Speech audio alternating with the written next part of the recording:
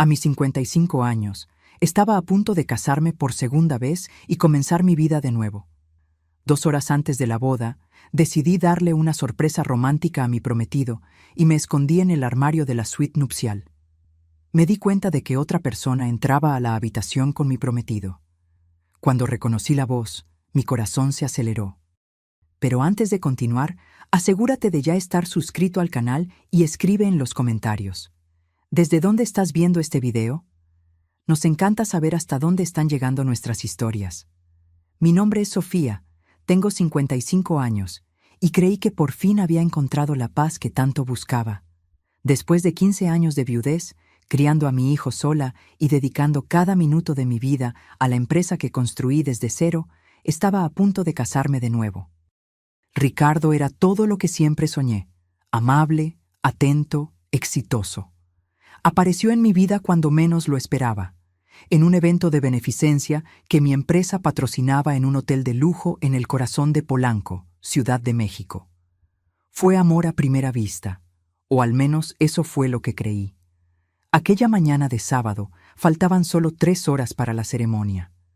Yo estaba en el salón de belleza que habían instalado especialmente para mí en el Hotel 5 Estrellas donde se llevaría a cabo la boda.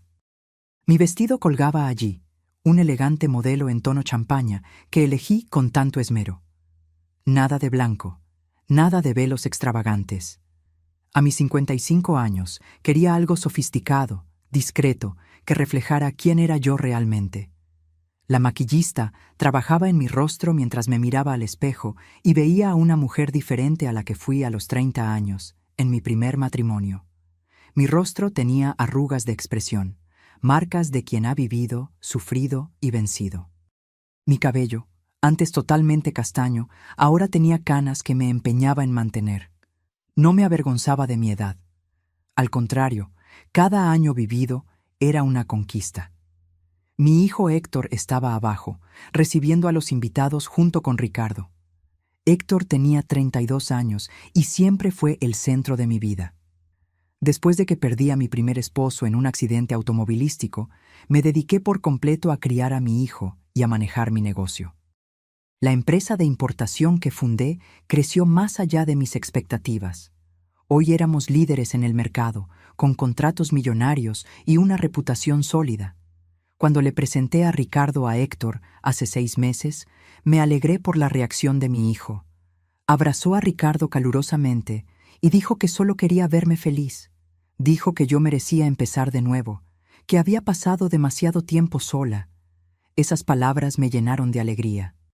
Ver a mi hijo apoyando mi nueva relación parecía la bendición final que necesitaba para seguir adelante. Ricardo era 10 años menor que yo, tenía 45 años y trabajaba como consultor financiero. Conocía a mucha gente, tenía contactos importantes. Me ayudó a expandir los negocios, me presentó a inversionistas y abrió puertas que yo ni siquiera sabía que existían. Era carismático, siempre bien vestido, con esa sonrisa que iluminaba cualquier ambiente. Mi corazón, que yo creía que había olvidado cómo amar románticamente, volvió a latir con más fuerza. Mientras la maquillista aplicaba el último toque de rubor, una idea surgió en mi cabeza. Quería darle una sorpresa a Ricardo. Quería verlo cuando entrara a la suite nupcial, observar su rostro antes de revelarme. Sería un momento íntimo, especial, solo nuestro. Tomé mi celular y envié un mensaje a mi asistente, pidiéndole la tarjeta extra de la suite donde pasaríamos nuestra primera noche como marido y mujer. Ella respondió rápidamente, diciendo que dejaría la tarjeta en la recepción. Sonreí a mi reflejo en el espejo. A mis 55 años, todavía podía ser espontánea y romántica. La vida no había terminado solo porque tenía arrugas y canas. Estaba viva, enamorada y a punto de comenzar un nuevo capítulo. Cuando el maquillaje estuvo listo, le di un descanso al equipo por unos minutos, diciendo que necesitaba un momento a solas para recuperarme. Apenas salieron, tomé mi bolso y salí discretamente por la puerta lateral del salón de belleza. El pasillo del hotel estaba tranquilo.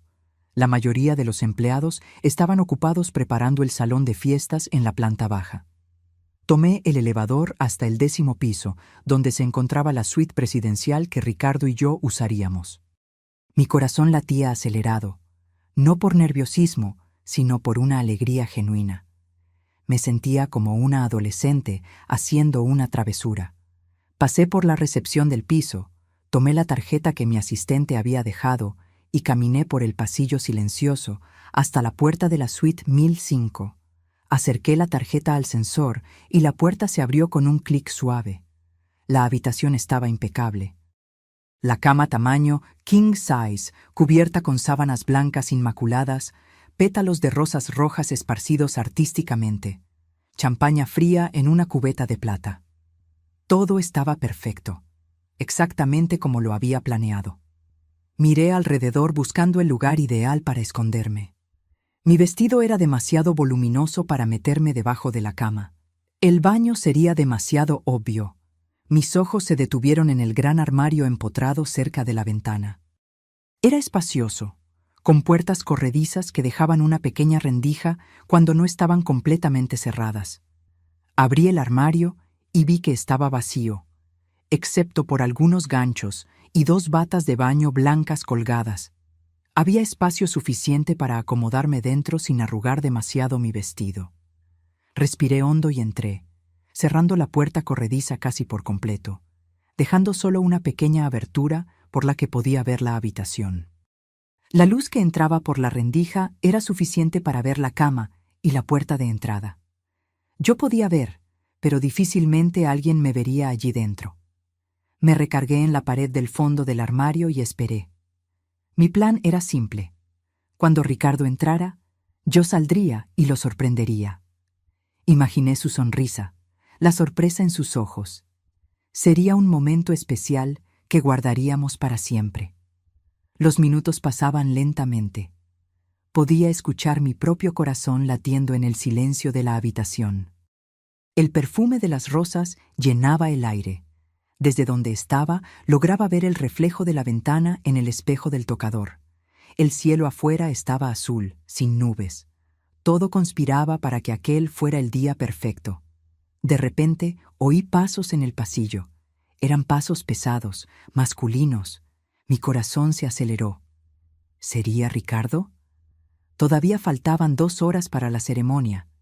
Tal vez había venido a verificar que todo estuviera en orden en la habitación. Sonreí en la oscuridad del armario, preparándome para el momento de la sorpresa. Oí el sonido de la tarjeta pasándose por el sensor. La puerta se abrió y los pasos entraron. Por la rendija vi un par de zapatos masculinos, pero no eran los mocasines italianos que Ricardo siempre usaba. Eran tenis casuales, desgastados. Fruncí el ceño, confundida. ¿Quién sería? Entonces oí una voz que me congeló por completo. Ya estoy aquí. Te tardaste. Era la voz de mi hijo. Era Héctor. Mi mente entró en pánico. ¿Qué hacía Héctor allí?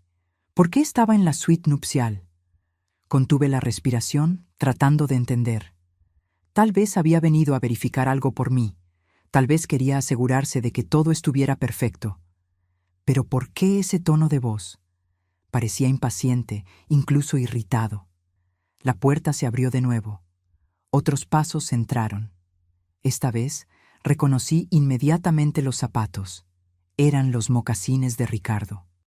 Mi prometido estaba allí, con mi hijo, en la habitación donde pasaríamos nuestra primera noche juntos. «Disculpa la tardanza», dijo Ricardo. Su voz era diferente. No era el tono dulce y gentil que siempre usaba conmigo. Era frío, objetivo. Tuve que deshacerme de esas tías latosas de tu madre. ¿Mi madre? ¿Estaba hablando de mí? ¿Llamándome tu madre a Héctor? Un escalofrío recorrió mi espalda. Algo estaba muy mal. ¿Cuánto tiempo más vamos a tener que aguantar esta farsa?, preguntó Héctor, y el desprecio en su voz era inconfundible. Estoy cansado de fingir que estoy feliz con este matrimonio ridículo. Mis piernas casi fallaron. Me sostuve de la pared del armario, tratando de procesar lo que estaba oyendo. ¿Farsa? ¿Matrimonio ridículo? ¿De qué estaba hablando mi hijo? Cálmate, respondió Ricardo, y podía oírlo caminando por la habitación. Solo unas horas más. Después de la ceremonia, después de que firme los papeles del régimen de sociedad conyugal, la parte difícil habrá terminado. Mi sangre se congeló en las venas. Sociedad conyugal, comunidad de bienes. Habíamos acordado separación de bienes. Yo había insistido en ello. Ricardo había accedido, diciendo que su amor por mí no tenía nada que ver con el dinero. Los papeles que mi abogada preparó especificaban claramente la separación de bienes. ¿Estás seguro de que firmarás sin leer?, preguntó Héctor. Su voz sonaba ansiosa ahora. Mi madre es lista. Siempre lee todo antes de firmar. Ricardo se rió. Fue una risa baja, cruel, que jamás le había escuchado. Tu trabajo fue crear el ambiente emocional perfecto. Lo hiciste muy bien, por cierto. Ese discurso en la fiesta de compromiso sobre cómo solo querías verme feliz, sobre cómo merecía amor de nuevo, brillante. Estaba tan conmovida que ni siquiera cuestionó cuando sugerí cambiar de abogado. Mi mente se remontó a 3 semanas atrás. Ricardo había sugerido que usáramos a su abogado para preparar los documentos de la boda, diciendo que el hombre era especialista en derecho familiar y que agilizaría todo. Yo, confiada y enamorada, accedí. Nunca imaginé... ¿Y después?, preguntó Héctor. ¿Después de que firme? El silencio que siguió fue ensordecedor. Podía oír mi propio corazón martilleando contra mis costillas. Cada segundo parecía una eternidad.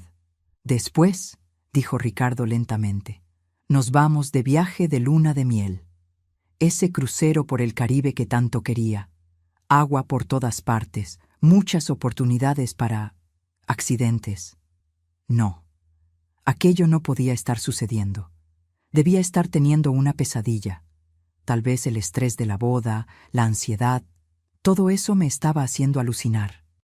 Pero la voz de mi hijo cortó cualquier esperanza de que aquello fuera fruto de mi imaginación. Un accidente en el mar, dijo Héctor, y había una excitación perturbadora en su tono. Sin cuerpo para investigar mucho. Perfecto. Lágrimas comenzaron a correr por mi rostro, silenciosas y cálidas. Mi hijo, mi propio hijo estaba planeando mi muerte. El muchacho que crié, por el cual sacrifiqué todo, estaba conspirando para matarme. Aprendí de los mejores, continuó Ricardo, y podía oírlo sentarse en la cama. Ya lo hice 2 veces antes, funciona como un reloj. ¿2 veces antes? Mi estómago se revolvió. ¿Había hecho esto antes? ¿Había matado a otras mujeres? Cuéntame sobre ellas, pidió Héctor, y la curiosidad mórbida en su voz me causó náuseas. Ricardo suspiró, como si estuviera rememorando recuerdos agradables. La primera fue Marcela, viuda, 52 años, dueña de una cadena de farmacias en Guadalajara. Nos casamos después de 8 meses de noviazgo, luna de miel en Cancún. Se ahogó durante un clavado. El instructor dijo que probablemente entró en pánico cuando vio una mantarraya. Muy trágico. Hizo una pausa y pude oírlo hurgando en algo. Heredé todo. La familia de ella incluso me ofreció seguir administrando los negocios. Me quedé 6 meses, tiempo suficiente para vender todo discretamente. Salí con casi 10 millones. 10 millones. Estaba hablando de vidas humanas como si fueran transacciones comerciales. ¿Y la segunda?, insistió Héctor.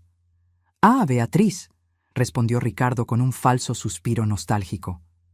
Empresaria del ramo de la construcción en Monterrey. 58 años, viuda también. Ella fue un poco más difícil. Muy controladora, muy involucrada en los negocios. Tardé 1 año en ganarme su confianza por completo. ¿Cómo lo hiciste? Isla privada en Grecia. Alquiler privado, solo nosotros 2. Se resbaló de las rocas durante una caminata matutina. Se golpeó la cabeza y cayó al mar.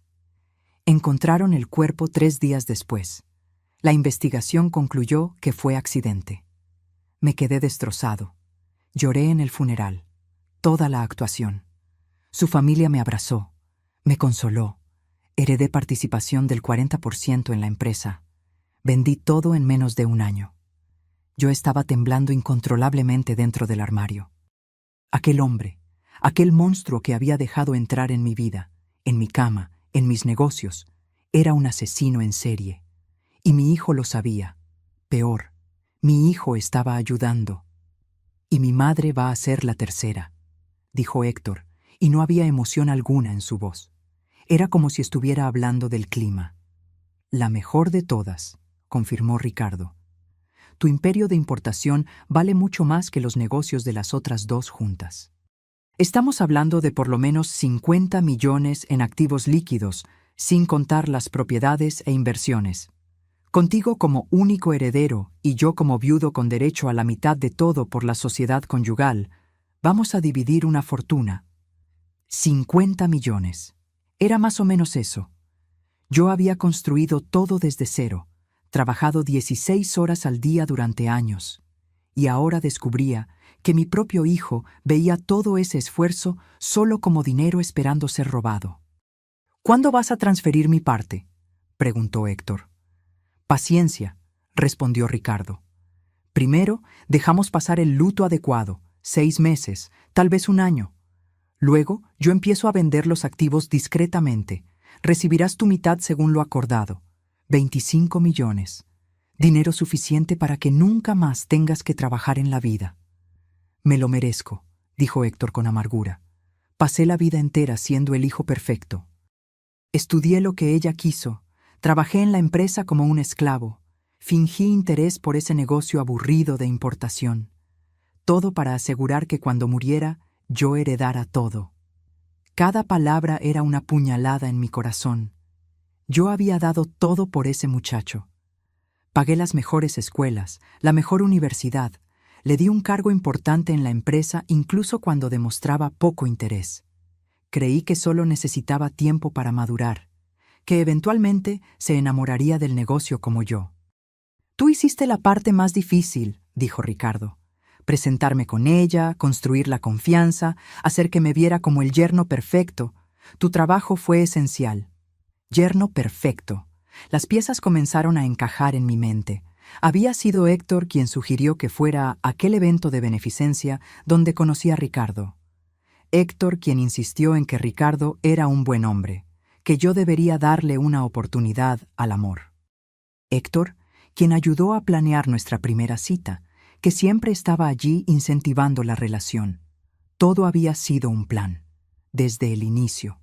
¿Estás seguro de que no hay forma de que rastreen esto hasta nosotros?, preguntó Héctor, sonando preocupado por primera vez. Ninguna, garantizó Ricardo. Soy cuidadoso. Nunca uso el mismo método 2 veces. Nunca dejo evidencia. Las 2 veces anteriores ni siquiera hubo investigación profunda.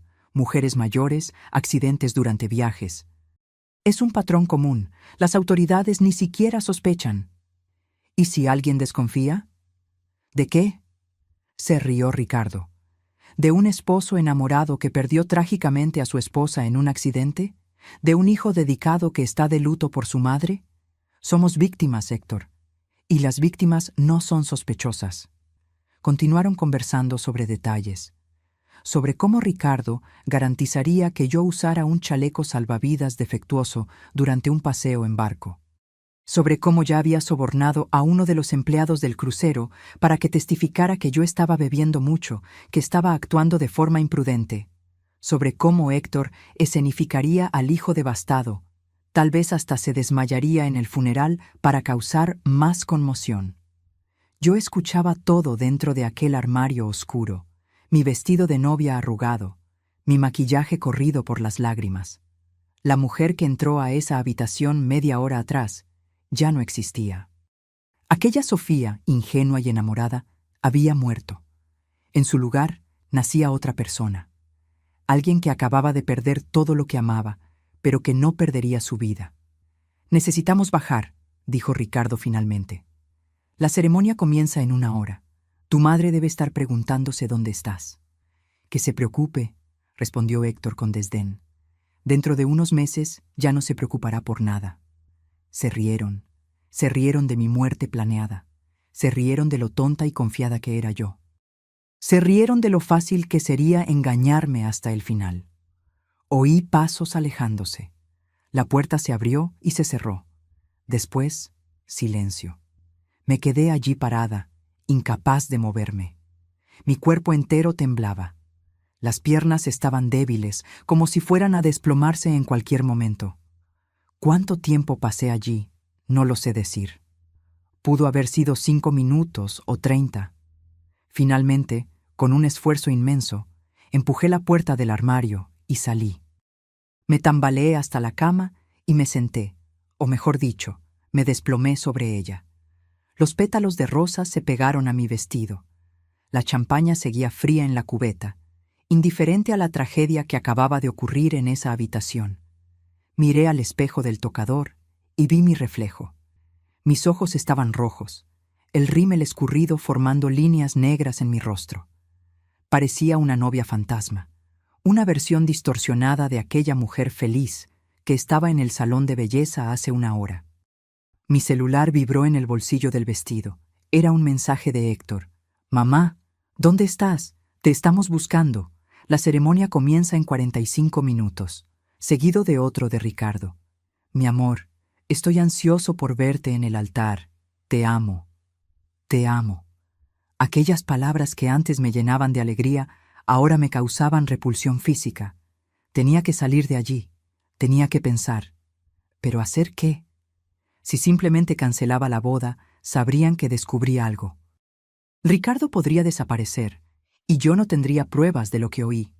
Lo había hecho antes, 2 veces, y salido impune. Era experimentado, cuidadoso, y Héctor, mi hijo. ¿Cómo probaría que mi propio hijo estaba tratando de matarme? ¿Quién me creería? Yo misma estaba teniendo dificultad para creerlo. Tomé mi celular y con las manos temblando abrí la aplicación de grabación de voz. Miré el tiempo. 42 minutos. Todo había sido grabado. Cada palabra, cada detalle del plan asesino. Estaba allí, en aquel pequeño archivo de audio. ¿Pero sería suficiente? ¿Sería admisible en un tribunal? E incluso si lo fuera, ¿qué pasaría? Mi hijo iría a la prisión.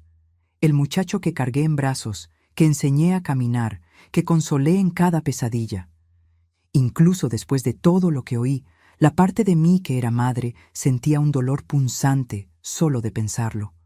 Me levanté de la cama con dificultad. Necesitaba actuar, y necesitaba actuar rápido. Fui al baño de la suite y miré nuevamente mi reflejo, esta vez bajo la luz cruda de los espejos. Tomé una toalla y limpié cuidadosamente el rímel corrido. Recompuse el maquillaje lo mejor que pude con los productos que tenía en el bolso. Mi mente trabajaba a máxima velocidad. Tenía 40 minutos. 40 minutos para decidir si destruía mi propia vida al exponer a mi hijo o si simplemente huía y dejaba todo atrás. 40 minutos para elegir entre justicia y maternidad. Pero entonces recordé a las otras mujeres, Marcela y Beatriz. ¿Tenían familia? ¿Hijos que lloraron por ellas? ¿Padres ancianos que fueron privados de despedirse de sus hijas? ¿Y cuántas otras mujeres serían las próximas víctimas si yo no hacía nada? Ricardo había transformado esto en un negocio. Era meticuloso, paciente, eficiente. Y ahora tenía un socio en Héctor, alguien que podría continuar el trabajo, perfeccionar el método, encontrar nuevas víctimas. No. Yo no podía dejar que esto sucediera. Pero tampoco podía simplemente ir a la policía en ese momento. Era mi palabra contra la de ellos. Y yo sabía cuán convincente era Ricardo. ¿No había sido él quien me conquistó por completo en 6 meses? ¿Quién se ganó la confianza de mi familia, de mis amigos, de mis socios? Necesitaba un plan. Y necesitaba ejecutarlo ahora. Tomé mi celular y envié un mensaje a mi abogada particular. Doctora. Claudia, una mujer en la que confiaba hacía años. Emergencia absoluta. Te necesito en el hotel ahora. Suite 1005. No le cuentes a nadie. Es cuestión de vida o muerte. Ella respondió en segundos. En camino. Llego en 15 minutos. Luego envié otro mensaje, esta vez a Marcos, mi jefe de seguridad personal, un ex policía que trabajaba conmigo hacía una década. Te necesito en la suite presidencial. Urgente. Ven solo y discretamente. Mientras esperaba, fui al laptop que estaba en el escritorio de la habitación. Era mi laptop personal, que había pedido que dejaran allí para trabajar durante la luna de miel. Conecté mi celular y transferí el archivo de audio a la computadora, haciendo 3 copias de seguridad en diferentes servicios de nube. Luego creé un documento nuevo y empecé a escribir. Escribí todo lo que había oído, cada detalle, cada palabra. Los nombres de las víctimas anteriores, Marcela y Beatriz. Los métodos usados, los valores mencionados. Escribí en formato de testimonio, fechado y firmado digitalmente. 15 minutos después, tocaron discretamente a la puerta. Era la doctora Claudia.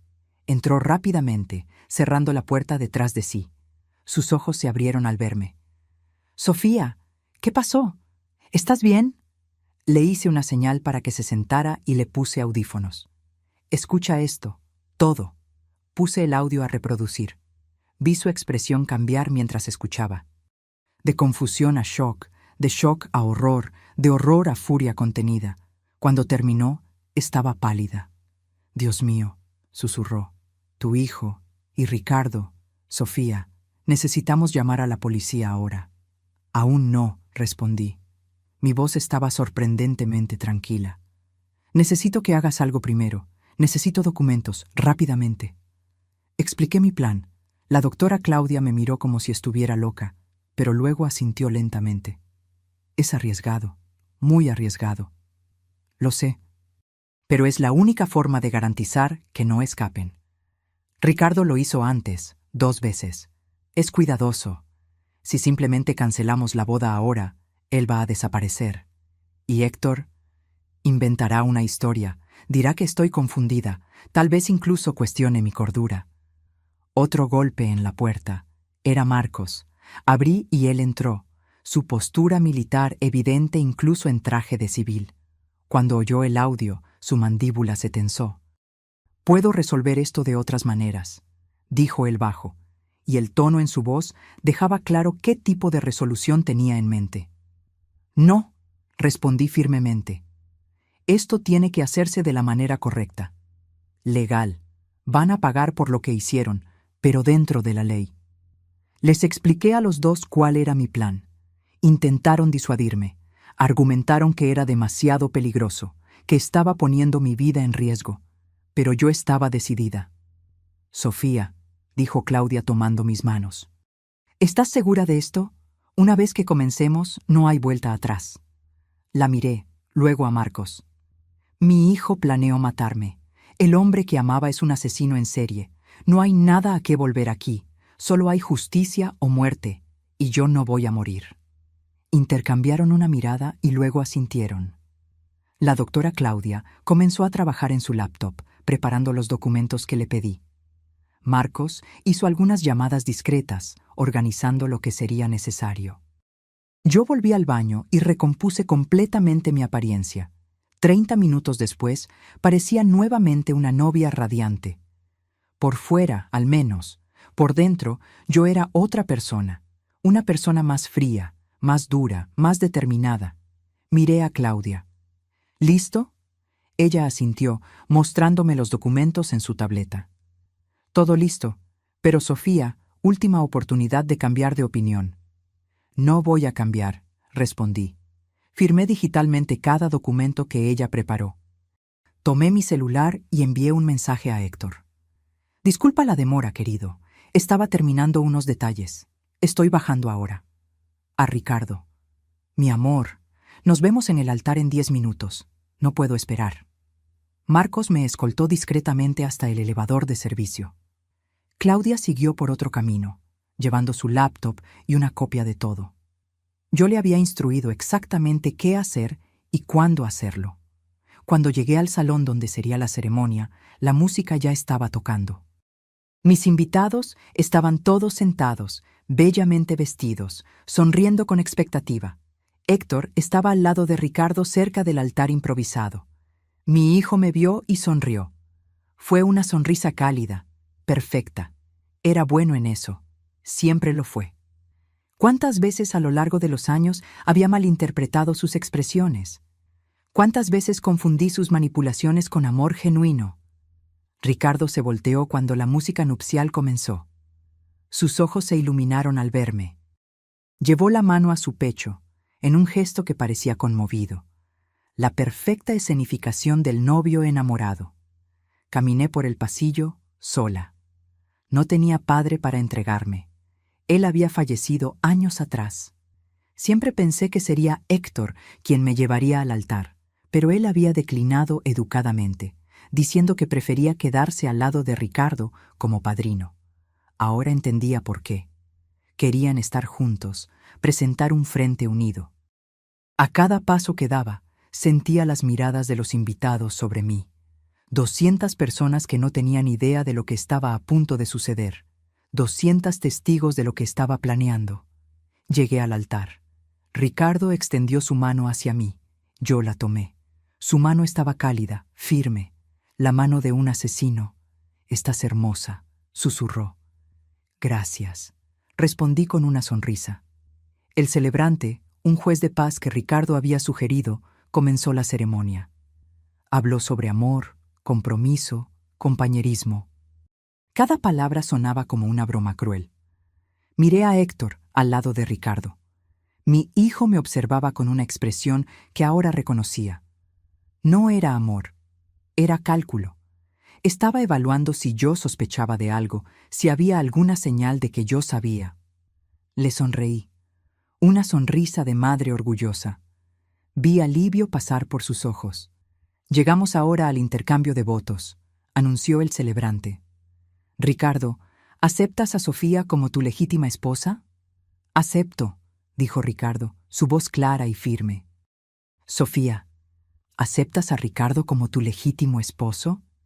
Este era el momento que cambiaría todo. Miré a Ricardo, luego a Héctor, luego a todos los rostros expectantes a mi alrededor. «Tengo algo que decir primero», hablé en voz alta y clara. Un murmullo recorrió la audiencia. Ricardo frunció el ceño levemente, confundido pero aún manteniendo la sonrisa. «¿Sofía?», dijo él en voz baja. «¿Está todo bien?» «Está todo perfecto», respondí. Entonces me volteé hacia los invitados. «Todos ustedes vinieron aquí hoy pensando que asistirían a una boda. Y van a asistir, pero no la boda que imaginaban». El silencio en el salón era absoluto. Se podía oír la respiración de la gente. Ricardo intentó sujetar mi mano, pero me aparté. «Sofía, estás nerviosa», dijo, tratando de parecer preocupado. «Vamos a hacer una pausa. Puedes...» «No estoy nerviosa», corté. «Estoy perfectamente lúcida, tal vez más lúcida de lo que he estado en los últimos 6 meses». Héctor dio un paso adelante. «Mamá, ¿qué está pasando? ¿Te sientes mal?» «No me llames madre», dije, y mi voz salió más fría de lo que pretendía. Vi cómo retrocedía como si hubiera recibido una bofetada. Me volteé nuevamente hacia los invitados. Hoy, hace aproximadamente 1 hora, yo estaba en la suite nupcial, escondida en el armario. Quería darle una sorpresa romántica a mi futuro esposo. Ricardo palideció. Entendió inmediatamente a dónde iba a parar esto. Pero quien apareció en la habitación no fue solo Ricardo.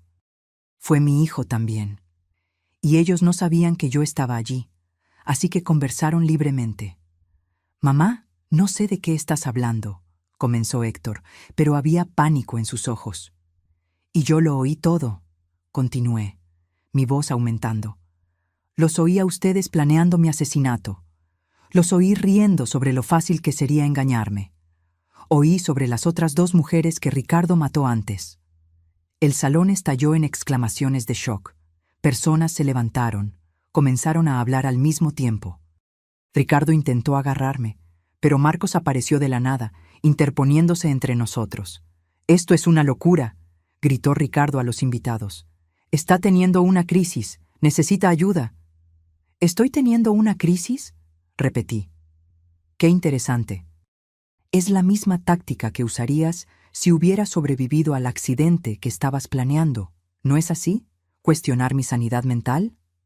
Tomé mi celular del ramo de flores que una de las damas de honor sostenía. Lo conecté al sistema de sonido del salón. Todos ustedes van a escuchar exactamente lo que yo oí. Apreté play. La voz de Héctor llenó el salón.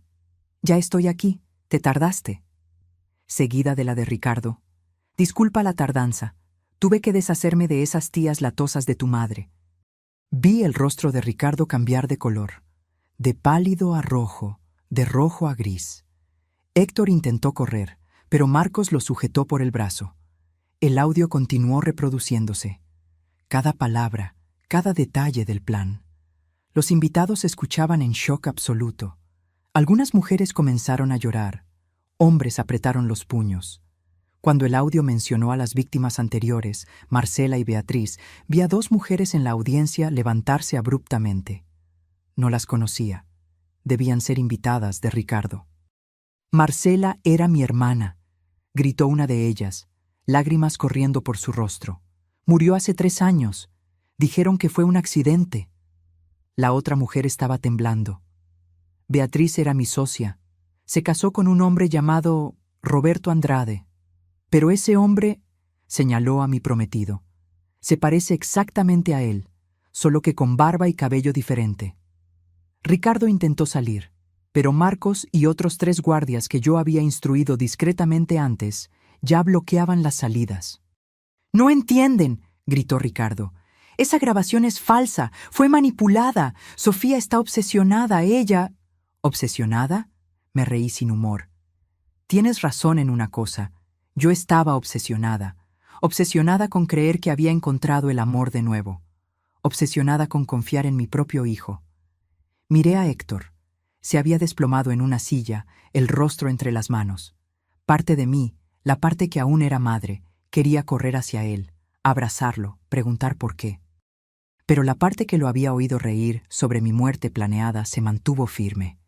«Héctor», hablé alto, «mírame». Él levantó el rostro. Había lágrimas allí, pero no podía decir si eran genuinas o solo una manipulación más. «¿Por qué?», pregunté. «Eres mi hijo. Te di todo. ¿Por qué?». Se quedó en silencio por un largo momento. Luego, algo cambió en su expresión. La máscara cayó por completo. Lo que quedó era algo frío, resentido. «Porque estoy cansado», dijo. «Cansado de ser el hijo perfecto. Cansado de trabajar en ese negocio aburrido. Cansado de esperar que murieras naturalmente para finalmente tener lo que es mío por derecho». Cada palabra era una puñalada. «¿Por derecho? ¿Crees que tienes derecho a matarme? Ibas a dejármelo todo de todas formas», respondió con un encogimiento de hombros. «Solo estoy acelerando el proceso y sin tener que fingir que me importa más». La gente a nuestro alrededor jadeó. Mi mejor amiga, sentada en la primera fila, comenzó a sollozar fuerte. En ese momento, las puertas del salón se abrieron. Policías entraron, liderados por un delegado que Claudia había contactado. Ella había llevado copias de la grabación directamente a la policía mientras yo procrastinaba la ceremonia. «Ricardo Montes, también conocido como Ricardo Silva y Ricardo Méndez», anunció el delegado. «Queda usted arrestado por sospecha de 2 homicidios y conspiración para cometer asesinato». 2 oficiales lo esposaron. Ricardo intentó resistirse, gritando que todo era un malentendido, que yo estaba loca, que él era inocente, pero las esposas ya estaban en sus muñecas. «Héctor Gutiérrez», continuó el delegado, «queda usted arrestado por conspiración para cometer asesinato». Cuando los policías se acercaron a Héctor, algo dentro de mí se rompió. Mi hijo, mi bebé. Me acordé de cuando nació, de aquel pequeño ser que puse en el mundo. Del primer día de clases, de las noches que pasé al lado de su cama cuando estaba enfermo. Él me miró mientras era esposado. «¿De verdad vas a hacer esto? ¿Tu propia familia?». «Dejaste de ser mi familia cuando planeaste matarme», respondí, pero mi voz se quebró al final. Fueron llevados. Ricardo aún gritando su inocencia, Héctor en silencio, mirando al suelo. Los invitados estaban en shock absoluto. Algunos intentaron consolarme, pero levanté la mano, pidiendo espacio. La doctora. Claudia se acercó. «Hay reporteros afuera. La noticia ya se filtró. Necesitas prepararte». Asentí. «Déjalos entrar. Voy a dar una declaración. Sofía, ¿estás segura? No tienes que hacer esto ahora. Acabo de descubrir que mi hijo y mi prometido querían matarme, completé. Sí, estoy consciente. Y sí, voy a hablar.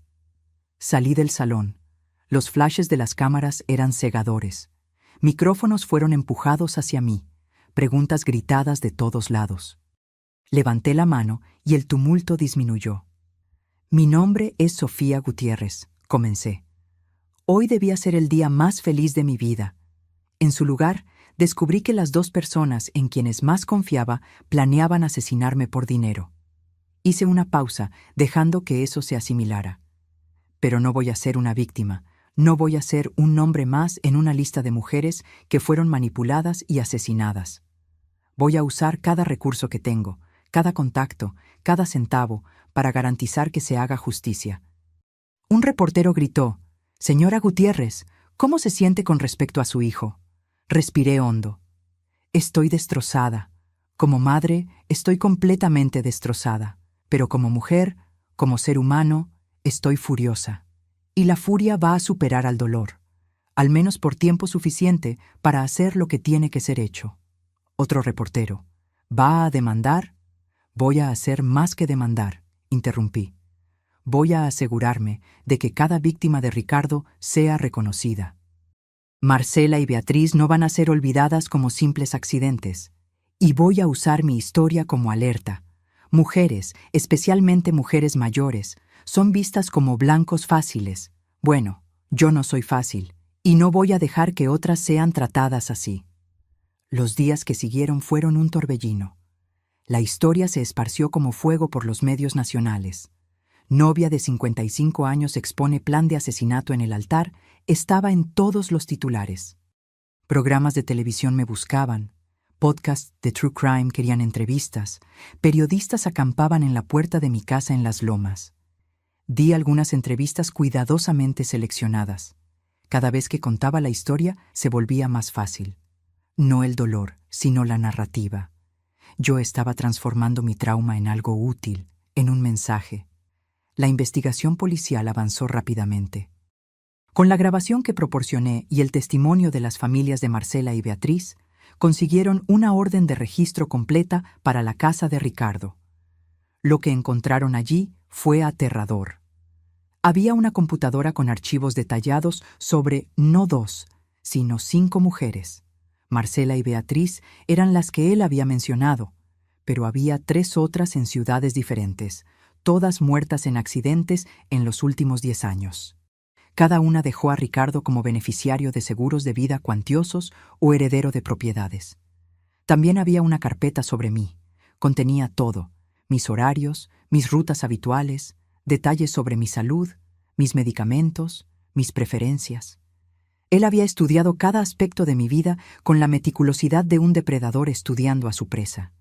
Y lo más perturbador: había anotaciones sobre otras mujeres, potenciales víctimas futuras. Todas viudas exitosas, todas en el rango de los 50 a 60 años, todas con patrimonios significativos. La fiscalía me llamó. Tenían evidencia suficiente para acusar a Ricardo por 5 homicidios, no solo 2. Con mi grabación y el testimonio que yo daría, tenían un caso sólido. Pero había un problema: Héctor. Técnicamente, explicó la fiscal, una mujer rigurosa llamada licenciada Susana.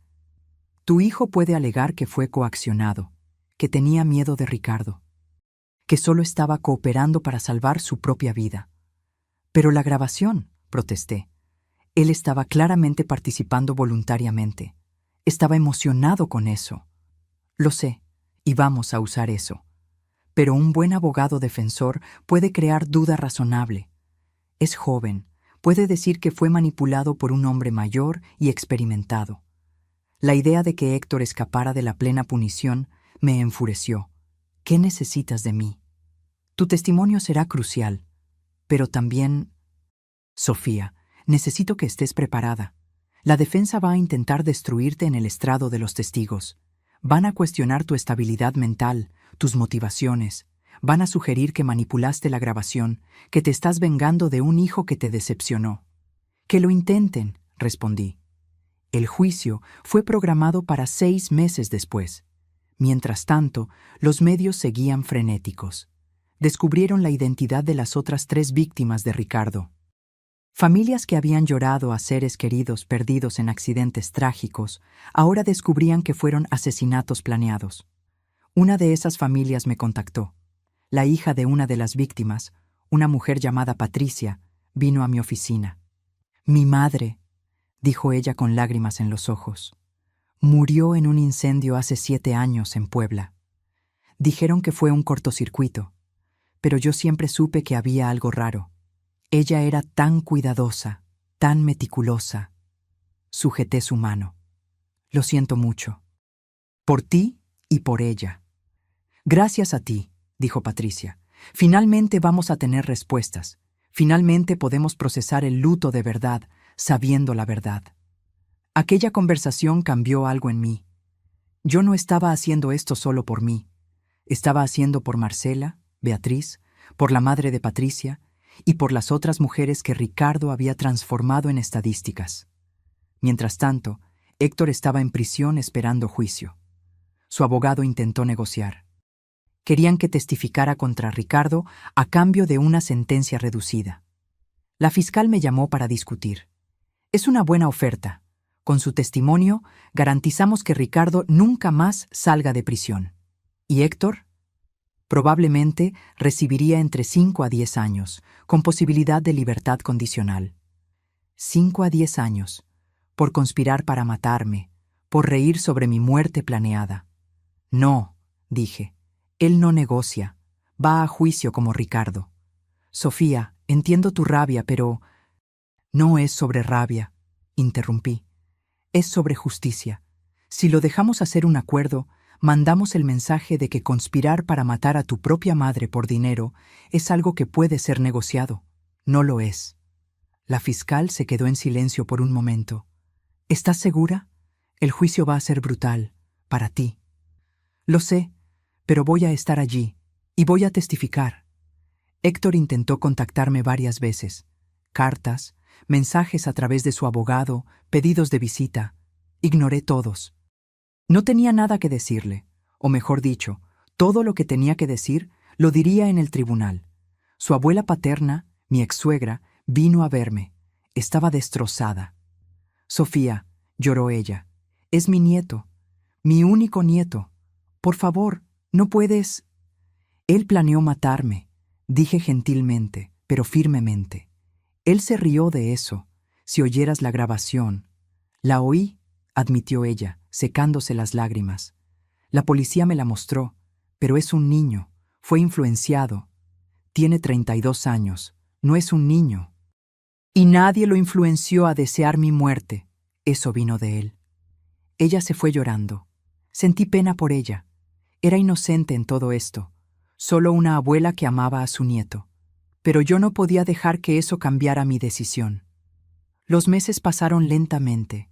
Me sumergí en el trabajo, usando la empresa como distracción. Irónicamente, los negocios nunca habían ido mejor. La publicidad, aunque trágica, había puesto mi nombre en evidencia. Nuevos contratos aparecían, inversionistas se acercaban. Usé parte de las ganancias para crear una fundación, Justicia para ella, dedicada a ayudar a familias de mujeres que murieron en circunstancias sospechosas a conseguir investigaciones adecuadas. Contraté investigadores privados, abogados, ofrecí recursos para quien no podía pagar.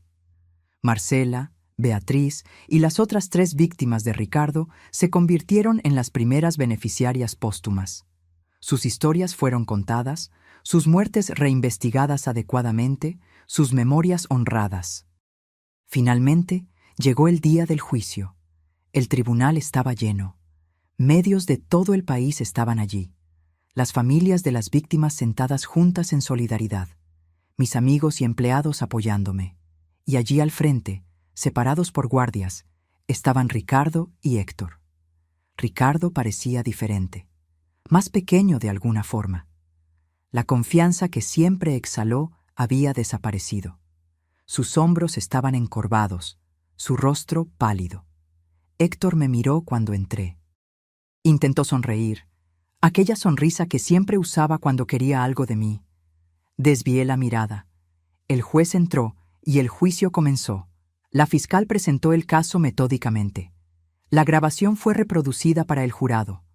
Vi sus expresiones cambiar de neutras a choqueadas, de choqueadas a asqueadas. Entonces llamaron a la primera testigo, yo. Me levanté y caminé hasta el estrado de los testigos. Puse mi mano sobre la Biblia y juré decir la verdad, toda la verdad, nada más que la verdad. La fiscal comenzó con preguntas básicas. Mi nombre, edad, profesión. ¿Cómo conocí a Ricardo? ¿Cuánto tiempo fuimos novios? Respondí todo calmada, claramente. Entonces llegamos al día de la casi boda. ¿Puede contarnos, con sus propias palabras, qué sucedió aquel día? Respiré hondo. Yo estaba feliz. Estaba a punto de casarme con un hombre que amaba, o al menos pensaba que amaba. Decidí darle una sorpresa romántica. Quería esconderme en la suite nupcial y sorprenderlo cuando entrara. ¿Y qué sucedió cuando estaba escondida? Oí pasos. Creí que era Ricardo, pero reconocí la voz de mi hijo, Héctor. Me extrañó. No entendía qué haría él allí. Entonces Ricardo entró también. ¿Y ellos sabían que usted estaba allí? No, yo estaba escondida en el armario. Pensaban que estaban solos. ¿De qué conversaron? Cerré los ojos por un momento, dejando que las palabras regresaran. Héctor preguntó cuánto tiempo más tendrían que aguantar la farsa. Ricardo dijo que solo unas horas más, hasta que yo firmara los papeles de la boda. ¿Qué papeles? Descubrí después que Ricardo había cambiado los documentos de separación de bienes que yo había acordado por documentos de sociedad conyugal. Él planeaba que yo firmara sin leer, durante la ceremonia, estando conmovida. La fiscal asintió.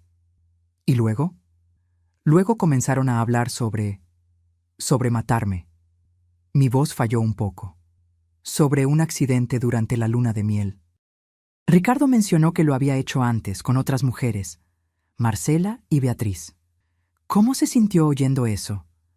Como si mi mundo se estuviera desmoronando, admití. El hombre que amaba estaba planeando matarme. Y peor, mucho peor, era que mi hijo estaba ayudando. Mi propio hijo, que crié, que amé, estaba participando activamente del plan. Lágrimas comenzaron a escurrir, pero no las limpié. Dejé que el jurado viera mi dolor. ¿Y qué dijo Héctor durante esa conversación?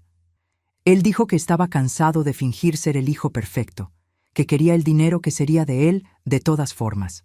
Preguntó cuándo recibiría su parte de los 50 millones. Oí murmullos en el tribunal. El juez golpeó el martillo pidiendo silencio. 50 millones se refiere a mi patrimonio, el valor aproximado de todo lo que construí durante mi vida. Estaban dividiendo mi dinero antes incluso de matarme. La fiscal me hizo repetir partes específicas de la conversación. Cada palabra que hablé era confirmada por la grabación que tenían como evidencia. Entonces llegó la hora de la defensa de interrogarme. El abogado de Ricardo se levantó. Era un hombre de mediana edad, traje caro, expresión condescendiente. «Señora Gutiérrez», comenzó él, ¿no le parece demasiado conveniente que haya grabado esa conversación entera? Yo no planeé grabar, respondí. Mi celular estaba en el bolsillo del vestido con la aplicación de grabación abierta porque la había usado para grabar algunos mensajes para Ricardo más temprano. Continuó grabando sin que yo me diera cuenta. «Ah, qué suerte», dijo él sarcásticamente. «¿Y usted, una mujer de negocios experimentada, quiere que creamos que no notó que estaba grabando?» Yo estaba escondida en un armario oyendo a mi hijo y a mi prometido planear matarme. Respondí firmemente. No estaba exactamente preocupada por mi celular. O tal vez, él sugirió, usted estaba escenificando todo esto. Tal vez estaba enojada porque su hijo no aprobaba ese matrimonio. Tal vez quería vengarse. Mi hijo aparentaba aprobar completamente el matrimonio, respondí. ¿Y por qué inventaría que mi propio hijo quiere matarme? Dinero, dijo él simplemente. Con su hijo preso, usted mantiene total control sobre su patrimonio. Nadie para compartir, nadie para cuestionar sus decisiones. Yo me reí. Fue una risa corta, amarga. Mi hijo ya habría heredado todo cuando yo muriera. Naturalmente, no necesitaba matarme para eso. Yo no gané nada con esta situación, excepto la pérdida del hijo que amaba. El abogado intentó algunas otras aproximaciones, sugiriendo que yo estaba mentalmente inestable, que la grabación podría haber sido editada, que tal vez había malinterpretado una conversación inofensiva. Pero la fiscal objetó cada vez, y el juez sostuvo. La grabación estaba demasiado clara, había sido verificada por peritos como auténtica. Entonces fue el turno del abogado de Héctor. Él era más joven, parecía menos cínico. Su enfoque fue diferente. «Señora Gutiérrez», dijo él gentilmente, «¿usted ama a su hijo?» La pregunta me tomó desprevenida. Yo amaba. ¿Amaba en el pasado? ¿Ya no ama? No sé lo que siento, admití. Es mi hijo, siempre lo será. Pero él planeó matarme. ¿Cómo reconcilio esas dos cosas? Exactamente, dijo el abogado. Como un hijo planea matar a su propia madre, ¿no sería necesaria algún tipo de coerción, manipulación? Objeción, dijo la fiscal. Especulación. Reformulo, dijo el abogado. Señora Gutiérrez, en la grabación, ¿quién inició la conversación sobre asesinato? ¿Quién sacó el tema a colación primero? Pensé de nuevo. Ricardo. ¿Y Ricardo es cuántos años mayor que Héctor? 13 años. Más experimentado, más manipulador. Usted misma fue engañada por él, ¿no es así? Fui, admití renuentemente. Entonces, ¿no es posible que Héctor, un joven de 32 años, también haya sido manipulado? ¿Que Ricardo haya plantado esas ideas en su cabeza? No, respondí firmemente. Porque en la grabación, Héctor no suena coaccionado, suena emocionado. Se rió, preguntó cuándo recibiría el dinero. Esas no son acciones de alguien siendo forzado. Pero es su hijo, insistió el abogado. Ciertamente debe haber... Dejó de ser mi hijo cuando accedió a mi asesinato, dije, y mi voz resonó por el tribunal. Le habría dado todo, literalmente todo. Solo necesitaba esperar, pero no. Él lo quería ahora, y estaba dispuesto a matarme para conseguirlo. Vi a Héctor bajar la cabeza. El interrogatorio continuó por horas. Me hicieron repetir la historia varias veces, buscando inconsistencias. No las encontraron porque no las sabía. Yo estaba diciendo la verdad. Cuando finalmente me liberaron del estrado de los testigos, estaba exhausta. Pero había más testigos. Las familias de Marcela y Beatriz testificaron sobre las circunstancias sospechosas de las muertes. Peritos hablaron sobre los métodos usados, sobre cómo los accidentes fueron cuidadosamente planeados. Y entonces, la fiscalía trajo a su testigo sorpresa. Era una mujer que yo nunca había visto. Tenía cerca de 50 años, bonita, bien vestida. Cuando fue llamada al estrado, Ricardo se puso blanco. «Por favor, declare su nombre para el tribunal», pidió la fiscal. «Mi nombre es Daniela Campos», dijo la mujer, «y yo sería la próxima víctima de Ricardo». El tribunal explotó. El juez tuvo que golpear el martillo varias veces para restaurar el orden. Daniela contó su historia. Cómo conoció a Ricardo en un club de golf 6 meses antes de que él me conociera. Cómo él fue encantador, atento, perfecto. Cómo le pidió matrimonio y ella aceptó. «Pero entonces», dijo ella, «encontré algunos documentos en su casa, sobre otras mujeres, y comencé a desconfiar». «¿Qué hizo?» «Contraté a un investigador privado. Descubrió que Ricardo tenía varios nombres, varias identidades. Cuando confronté a Ricardo, él desapareció. Simplemente se esfumó. Nunca más lo vi hasta ver su foto en los periódicos, arrestado por el asesinato de varias mujeres». El testimonio de Daniela fue devastador para la defensa. Ella tenía documentos, correos electrónicos, todo comprobando que Ricardo había intentado el mismo esquema con ella. Había escapado solo por ser lo suficientemente desconfiada para investigar. La defensa intentó desacreditarla, sugiriendo que estaba buscando sus 15 minutos de fama. pero ella tenía evidencias demasiado sólidas. Entonces fue el turno de Ricardo y Héctor de testificar. Ricardo subió al estrado primero. Intentó parecer calmado, sereno, pero se podía ver el sudor en su frente. Su abogado lo guió a través de una narrativa cuidadosamente construida.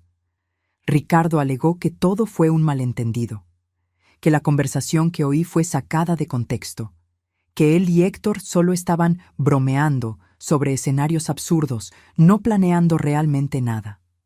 ¿Bromeando?, repitió la fiscal cuando llegó su turno de interrogar. ¿Usted estaba bromeando sobre matar a Sofía Gutiérrez? Era un tipo de humor negro, dijo Ricardo. Nosotros, Héctor y yo, desarrollamos ese tipo de amistad. Hacíamos bromas sobre todo. Bromas, repitió la fiscal. ¿Y las otras mujeres? Marcela, Beatriz, las otras 3, ¿ellas también fueron bromas? Yo no maté a nadie, dijo Ricardo firmemente. Esas fueron todas tragedias reales, accidentes reales. Están intentando transformarme en algún tipo de serial killer cuando soy solo un hombre con mala suerte que perdió a personas que amaba. Mala suerte, murmuró la fiscal. Señor Montes, o debería llamarle Silva, o Méndez. ¿Cuántos nombres falsos ha usado? Cambié mi nombre legalmente algunas veces, admitió él, por razones personales. ¿Razones personales como huir de investigaciones? Objeción. Sostenida, reformule, fiscal. Ella cambió de táctica. Señor, en la grabación usted menciona valores específicos. 50 millones. Usted menciona dividir el patrimonio de Sofía. ¿Cómo explica eso si era solo una broma? Estábamos especulando. Sobre hipotéticamente, si algo le sucediera a Sofía. Conveniente. ¿Y usted siempre especula sobre la muerte de sus prometidas? Las preguntas continuaron, incisivas, implacables. Ricardo intentó mantener su historia, pero la fiscal lo desmontó pieza por pieza. Cada respuesta suya creaba más contradicciones. Finalmente, salió del estrado pareciendo derrotado. Entonces fue el turno de Héctor. Mi hijo subió al estrado lentamente. Parecía mucho más joven que sus 32 años, casi frágil. Yo sabía que era estrategia de su abogado, pero aún así sentí algo apretar en mi pecho. Su abogado lo guió gentilmente. Héctor alegó que fue manipulado por Ricardo, que tenía miedo, que Ricardo lo amenazó, dijo que si no cooperaba, él mismo sería asesinado. Pero en la grabación, dijo la fiscal cuando su turno llegó, usted no suena con miedo, suena emocionado. Yo estaba intentando parecer cooperativo, dijo Héctor, para que Ricardo no sospechara que yo podría denunciarlo. ¿Entonces usted planeaba denunciarlo? Sí, eventualmente. Pero no lo hizo, ni siquiera avisó a su madre sobre el peligro. Tenía miedo, repitió Héctor. Ricardo es peligroso. Pero no tan peligroso como para impedirle preguntar cuándo recibiría sus 25 millones, ¿cierto? Héctor parpadeó. Yo solo estaba siguiendo su juego. La fiscal sacó un documento. Señor Gutiérrez, usted abrió una cuenta offshore 3 semanas antes de la boda planeada. ¿Para qué? Él dudó. Inversiones. Inversiones. ¿No sería para recibir el dinero que esperaba ganar con la muerte de su madre? No, yo nunca... ¿Nunca qué? ¿Nunca planeó recibir el dinero? Pero usted mismo dijo en la grabación que merecía ese dinero, que había pasado la vida siendo el hijo perfecto. Héctor me miró, sus ojos suplicantes. Yo no desvié la mirada, pero tampoco demostré ninguna emoción. ¿Usted ama a su madre?, preguntó la fiscal de repente. La pregunta lo tomó por sorpresa. Sí, yo amo. Curiosa forma de demostrar amor. Planeando asesinato. Yo no planeé nada, fue todo Ricardo. Pero usted accedió, usted se rió, usted preguntó sobre su parte del dinero. Porque tenía miedo. Miedo, repitió la fiscal. Señor Gutiérrez, ¿cuántas veces pudo haber denunciado a Ricardo? ¿Cuántas oportunidades tuvo de avisar a su madre? Silencio.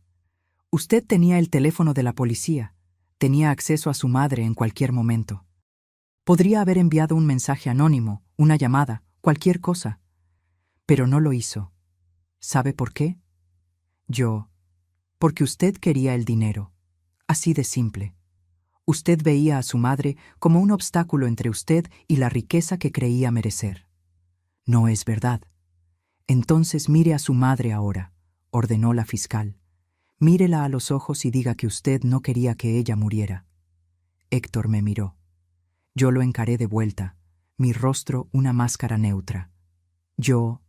Comenzó él, pero nada más salió. Lágrimas comenzaron a escurrir por su rostro. Lo siento mucho, susurró. Mamá, lo siento mucho. ¿Usted lo siente por qué? Preguntó la fiscal. ¿Por haber planeado matar a su madre o por haber sido atrapado? Él no respondió. Solo continuó llorando. Cuando finalmente lo despidieron, pasó a mi lado tambaleándose. Intentó tocarme, pero un guardia lo impidió. Los argumentos finales comenzaron al día siguiente. La defensa argumentó que Ricardo era un hombre inocente perseguido por las circunstancias, que las muertes anteriores fueron realmente accidentes, que la grabación estaba siendo malinterpretada. Para Héctor, argumentaron que era una víctima de manipulación, un joven asustado coaccionado por un hombre mayor y peligroso.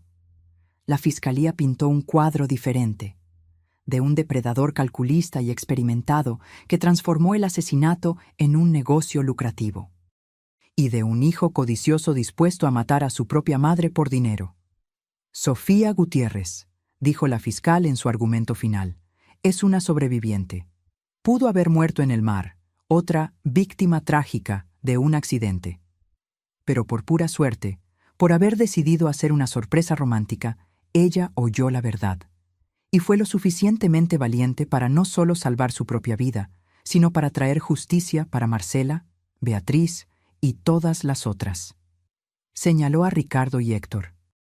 Estos hombres veían a mujeres exitosas no como personas, sino como fuentes de ingresos, como blancos. Planearon meticulosamente, ejecutaron fríamente y habrían continuado si Sofía no los hubiera expuesto. El jurado salió a deliberar. Fueron 3 días de espera, 3 días donde apenas pude comer o dormir. Pasaba las noches reviviendo cada momento, cada palabra de la grabación, cada mirada de Héctor durante el juicio. Finalmente, vino el veredicto. El tribunal estaba lleno nuevamente. Me senté en la primera fila, la doctora Claudia de un lado, Marcos del otro. En el caso del Estado contra Ricardo Montes, comenzó el presidente del jurado. Por el crimen de asesinato en primer grado de Marcela Santos, encontramos al acusado, culpable. Oí gritos ahogados detrás de mí, la hermana de Marcela llorando. El presidente continuó, culpable de asesinato en primer grado de Beatriz Lima, culpable de 3 otras acusaciones de homicidio, culpable de conspiración para cometer asesinato contra mí. Ricardo permaneció inmóvil mientras cada veredicto era leído. En el caso del Estado contra Héctor Gutiérrez, continuó el presidente, por el crimen de conspiración para cometer asesinato, encontramos al acusado culpable. Sentí algo romperse dentro de mí. Incluso esperando, incluso queriendo justicia, oír a mi hijo ser declarado culpable fue como recibir un disparo en el pecho. Héctor se desplomó en la mesa, sollozando. Su abogado intentó consolarlo, pero no había consuelo para aquello. La sentencia llegó 2 semanas después. Ricardo recibió 5 sentencias de prisión vitalicia consecutivas, sin posibilidad de libertad condicional. Moriría en prisión. Cuando la sentencia fue leída, él ni siquiera reaccionó. Solo miró fijamente al frente, como si ya estuviera muerto. Héctor recibió 25 años, con posibilidad de libertad condicional después de 15. El juez fue duro en sus palabras. «Señor Gutiérrez», dijo él, «usted traicionó la confianza más sagrada que existe, la confianza entre madre e hijo. Usted no solo planeó quitarle la vida a la mujer que le dio la vida, sino que lo hizo por pura codicia. Espero que use su tiempo en prisión para reflexionar sobre la magnitud de lo que intentó hacer». Cuando terminó, cuando los guardias se los llevaron, Héctor me miró una última vez. «Mamá», dijo él, su voz quebrándose, «¿puedes perdonarme algún día? Lo miré, a aquel hombre que un día fue mi bebé. No sé, respondí honestamente. Pregúntame dentro de 15 años. Fue la última vez que hablé con él. Los meses siguientes fueron de reconstrucción. Los medios eventualmente siguieron adelante, encontrando nuevas historias. La fundación que creé continuó creciendo, ayudando cada vez a más familias. Las familias de Marcela, Beatriz y las otras víctimas se convirtieron en parte de mi vida. Nos reuníamos periódicamente, compartiendo recuerdos de aquellas que perdimos, garantizando que nunca fueran olvidadas. Vendí la empresa.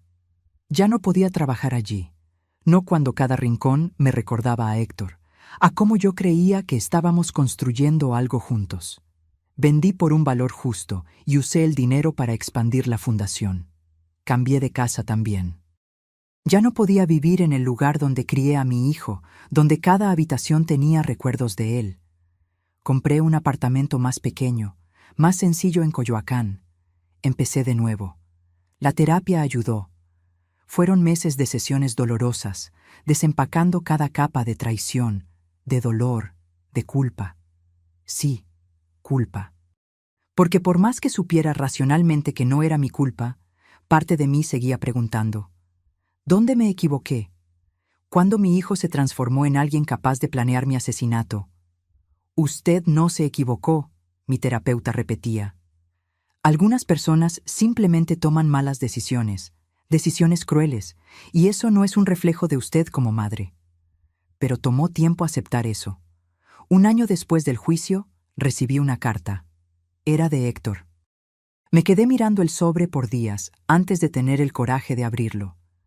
Cuando finalmente abrí, encontré páginas y páginas de su letra, aquella misma letra que vi en tarjetas del Día de las Madres, en notas cariñosas, en dibujos infantiles. Pedía disculpas. Decía que entendía si yo nunca lo perdonaba, que estaba en terapia en prisión, intentando entender por qué hizo lo que hizo, que la codicia, el resentimiento, la envidia habían envenenado su corazón poco a poco, año tras año. Yo te veía trabajando tanto, escribió él, construyendo ese imperio, y empecé a sentir como si fuera mío por derecho, como si me debieras aquello. Olvidé que no me debías nada, que todo lo que hiciste fue por amor, no por obligación. Hablaba sobre Ricardo, sobre cómo fue seducido por la idea de riqueza rápida, cómo Ricardo alimentó su resentimiento, validó su codicia, la transformó en un plan concreto. Pero no puedo culpar solo a él, escribió. Fui yo quien eligió escuchar. Fui yo quien accedió. Fui yo quien se rió sobre tu muerte, y voy a cargar con eso el resto de mi vida. Terminaba diciendo que no esperaba respuesta, que no esperaba perdón, que solo quería que yo supiera que estaba intentando ser una mejor persona. Guardé la carta. No respondí. Aún no estaba lista. 2 años pasaron, luego 3. Hice terapia, viajé, conocí gente nueva. Aprendí a confiar de nuevo, lentamente. Hice nuevos amigos, cultivé nuevos hobbies. Descubrí quién era Sofía sin ser la madre de Héctor, sin ser la CEO de una empresa. Y aprendí algo importante. Yo era fuerte, más fuerte de lo que jamás imaginé. Había sobrevivido a la traición suprema. Me había quedado escondida en un armario, oyendo a mi hijo planear mi asesinato, y no solo sobreviví, sino que luché. Había expuesto a 2 criminales, traído justicia para víctimas olvidadas, transformado mi tragedia en algo que ayudaba a otras personas. A mis 58 años, ya no era aquella mujer ingenua que se escondió en el armario esperando sorprender a su prometido. Era alguien que conocía el lado más oscuro de la humanidad y eligió no volverse cínica. Alguien que fue traicionada por su propia familia y eligió continuar amando, solo que con más cuidado.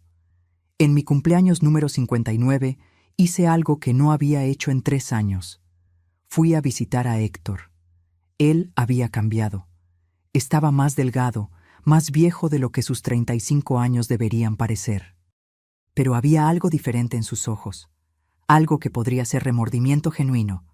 Nos sentamos separados por el vidrio, teléfonos en las orejas. «Hola, mamá», dijo él, y su voz estaba ronca. «Hola, Héctor», respondí. Nos quedamos en silencio por un largo momento. «Gracias por venir», dijo él finalmente. «No esperaba». «Yo tampoco», admití. «No sé por qué vine. Tal vez para ver si realmente cambiaste, o tal vez para ver si yo cambié lo suficiente para sentarme aquí sin odiarte». «¿Y cambiaste?», pensé sobre eso. «No te odio, ya no. Pero tampoco sé si puedo amarte como antes. Aquel Héctor, el hijo que yo amaba, murió en esa habitación de hotel. Eres otra persona ahora, y yo también lo soy». Lágrimas escurrieron por su rostro. «Lo sé, y no espero que me ames. Solo espero que un día, tal vez, puedas verme como un ser humano que cometió un error terrible y está intentando ser mejor». «Matar a tu madre no es un error, Héctor. Es una elección». «Tienes razón. Fue una elección, la peor que he hecho». Conversamos por 40 minutos. No fue una reconciliación. No fue perdón. Fue solo dos extraños que una vez fueron madre e hijo intentando encontrar algún tipo de paz. Cuando me levanté para irme, él preguntó, «¿Vas a volver?». «No sé», respondí honestamente. «Tal vez, algún día, pero no esperes. No pongas tu redención en mis manos. Esa es una jornada tuya». Dejé la prisión y conduje a casa mientras el sol se ponía. Y me di cuenta de algo. Estaba en paz. No una paz completa, no una paz sin cicatrices, pero paz de todas formas. Hoy, a mis 60 años, miro hacia atrás y veo mi vida en 3 partes. Antes de aquel día en la habitación del hotel, durante aquellos meses terribles de investigación y juicio, y después la reconstrucción. La Fundación Justicia para Ella ayudó a más de 50 familias a conseguir investigaciones adecuadas en muertes sospechosas. 3 casos resultaron en arrestos. 20 familias consiguieron finalmente enterrar a sus seres queridos sabiendo la verdad. Escribí un libro sobre mi experiencia. El dinero fue todo para la fundación. Doy conferencias sobre señales de alerta en relaciones, sobre cómo los depredadores eligen a sus víctimas, sobre la importancia de confiar en tus instintos. Y sí, eventualmente, aprendí a confiar de nuevo. Conocí gente buena, formé nuevas amistades, incluso tuve algunas citas casuales. Nada serio. Tal vez nunca más lo sea. Pero está bien, porque aprendí que no necesito a otra persona para completarme. Estoy completa sola, fuerte sola, viva, muy viva, sola. A veces por la noche aún pienso en aquel momento en el armario, en las voces de Ricardo y Héctor planeando mi muerte, y doy gracias. Doy gracias por haber decidido hacer aquella sorpresa tonta. Doy gracias por haber oído la verdad, por más dolorosa que fuera, porque la verdad me salvó, la verdad me liberó. Y la verdad me dio la oportunidad de empezar de nuevo. A mis 60 años, estoy empezando de nuevo. Y esta vez lo estoy haciendo bien. Ahora, si te gustó esta historia, haz clic en suscribirte y dime en los comentarios qué parte te dejó boquiabierto. Y no olvides hacerte miembro para tener acceso a videos exclusivos que no publico aquí. Te espero allí.